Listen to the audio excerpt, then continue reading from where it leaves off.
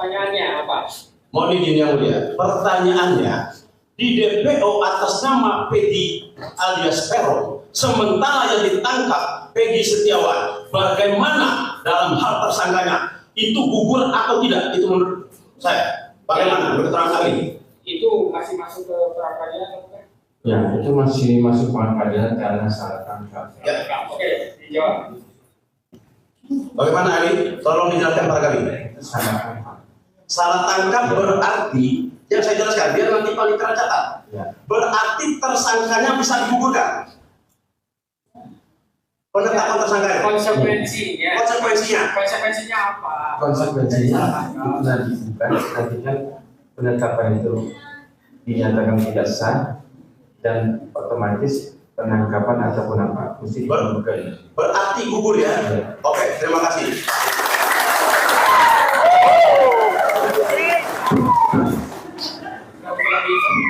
Kalau usah disoraki atau ditangkapi ini aja. Kalau aku tahu seperti luas itu kan. Izin yang mulia.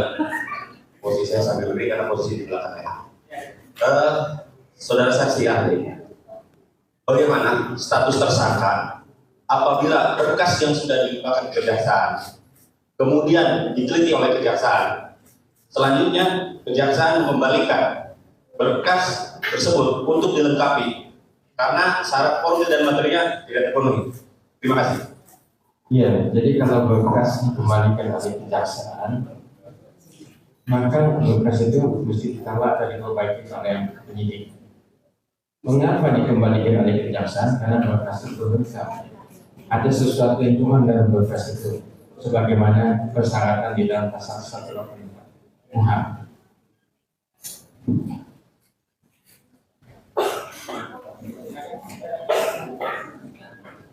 Ya, izin melanjutkan pertanyaan itu.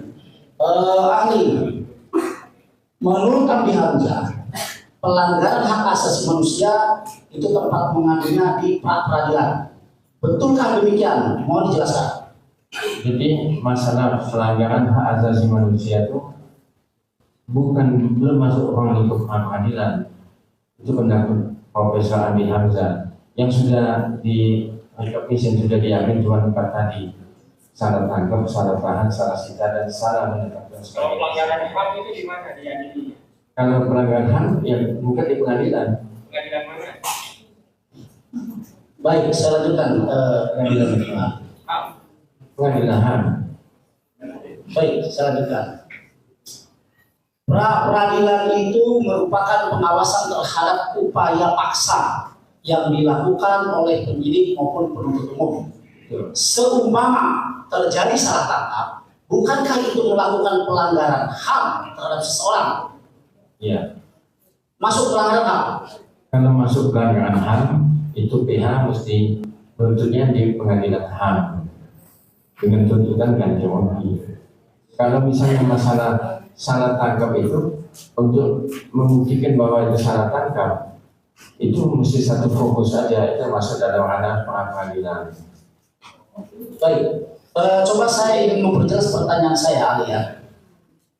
Menurut Abdi Hamzah 1986.210, pra peradilan merupakan tempat mengadukan pelanggaran hak asasi manusia. Ini menurut Abdi Hamzah, ya.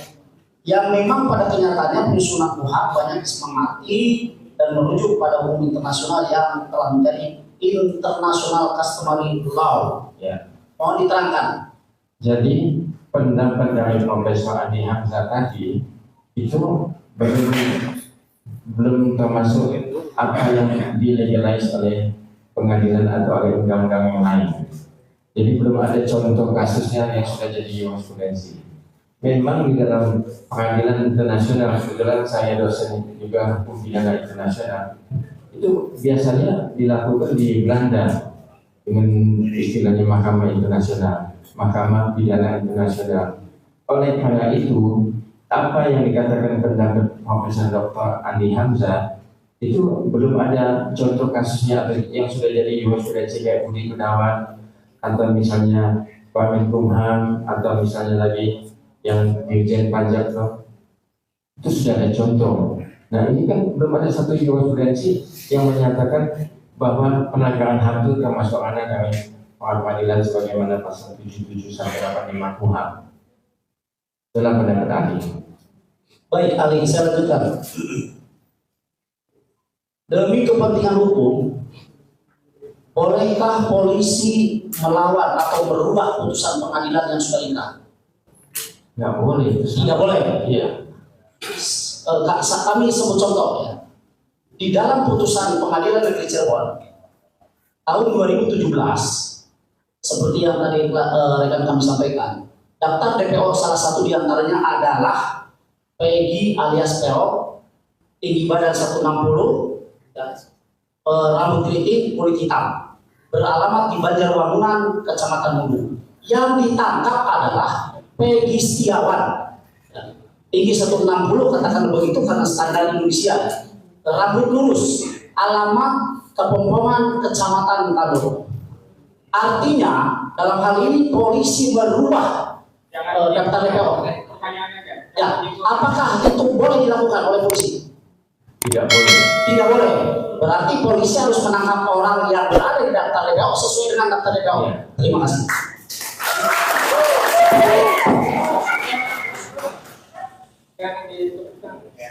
Saya juga mau tepuk tangan juga ditahan.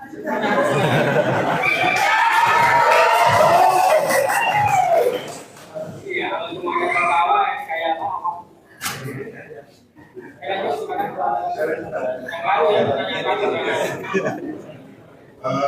saudara ahli ya, kita berbicara masalah prosedur penangkapan dan penahanan.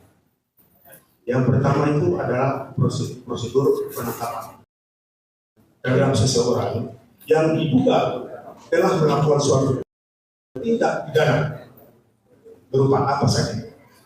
Ya. Dalam proses penangkapan itu berdasarkan pasal 18 ayat 3 KUHP menyatakan bahwa segera setelah penangkapan dilakukan terhadap seseorang yang dijadikan tersangka, saat itu juga harus diberitahukan kepada keluarganya atau penasihat hukum. Dan jika hal ini tidak diberitahukan setelah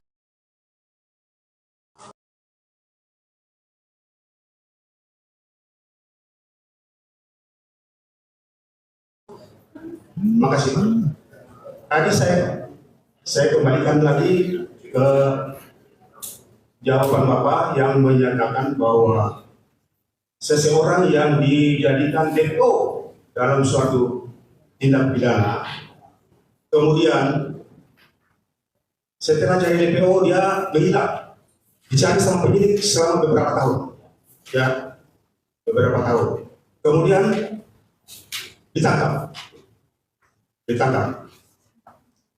Saudara saksi tadi menyatakan bahwa seseorang yang menjadikan DPO terlebih dahulu harus dipanggil untuk diperiksa sebagai saksi ataupun dikonfirmasi di tingkat penyidikan.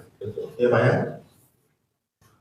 Apabila yang bersangkutan segera setelah dia ditetapkan sebagai DPO, kemudian dia tidak dipanggil sebagai saksi atau konfirmasi terlebih dahulu di tingkat penyidikan, apakah kemudian dia dijadikan sebagai tersangka dan ditangkap, apakah itu melanggar prosedur?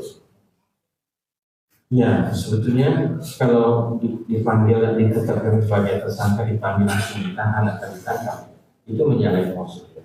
Menyalahi ya? Ya perlu dicatat.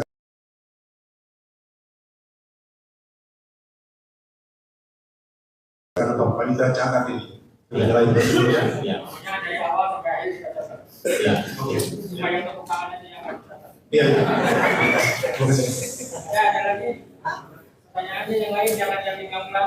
Baik, terima kasih yang mulia. Saya ucapkan terima kasih ya kepada yang mulia, karena yang mulia tadi mau tepuk tangan juga ternyata. Alhamdulillah, alhamdulillah. Alhamdulillah, terima kasih mulia. Jangan menyimpulkan ya. Oke, siap. Terima kasih, boleh. Di sini saya mau bertanya pada saksi. Saksi, sahabat ahli, orang dijadikan tersangka dalam kasus pembunuhan, apalagi kasusnya kasus pembunuhan berencana 340. Apakah cukup dengan alat bukti yang menggunakan ijazah, KTP, foto, dan keterangan saksi yang sangat diragukan? Menurut saksi bagaimana terhadap tersangka itu?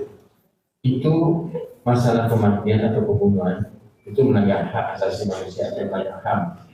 Oleh karena itu semestinya penyidik mestinya memenuhi ketentuan sebagaimana pasal 184 itu. Ya, terkait dengan alat bukti yang melakukan. Ya, jadi kalau ada alat bukti yang mengajukan dia mesti lengkapin semua supaya penyidik juga lebih aman.